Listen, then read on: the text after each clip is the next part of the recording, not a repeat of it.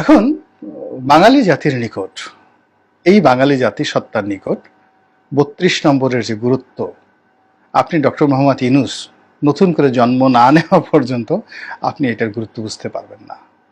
যারা মুক্তিযুদ্ধ করেছেন, যারা এই দেশকে ভালোবাসেন, তাদের কাছে ওই রাস্তাটির গুরুত্ব,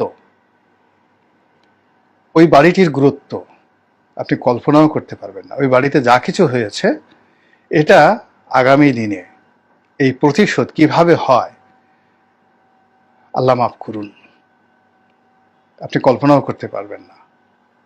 তো সেই ৩২ নম্বর নিয়ে, সেই বঙ্গবন্ধুকে নিয়ে কথা বলতে গেলে আপনাকে অবশ্যই মার্জিত ভাষা এবং আপনাকে ডিপ্লোম্যাটিক ভাষা ব্যবহার করতে হতো, করা উচিত ছিল বা করা উচিত।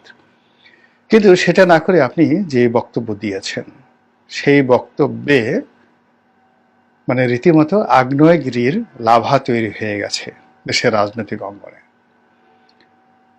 শুধুমাত্র আওয়ামী লীগ নন, বিএনপির অনেক লোকও আপনার এই কথা দ্বারা বিক্ষুব্ধ হয়েছেন, এমনকি জামাতের লোকও বিক্ষুব্ধ হয়েছেন। আপনি দেখেন তো, জামাতের আমিরকে দিয়ে বঙ্গবন্ধুকে একটা গালি দেওয়ান তো পারেন কিনা? বঙ্গবন্ধুকে একটা গালি দেওয়ান ডক্টর শফিককে দিয়ে আপনি পারবেন না, অন্য কোনো নেতাকে দিয়ে আপনি পারবেন না। আপনি শেখ হাসিনাকে গালি দেওয়াতে পারবেন, তাও পারবেন না। শেখ হাসিনাকে জামাতের আমির গালি দেবেন না। কেন মির্জা ফখরুল সাহেব আওয়ামী লীগের রাজনীতি রাখতে চাচ্ছেন?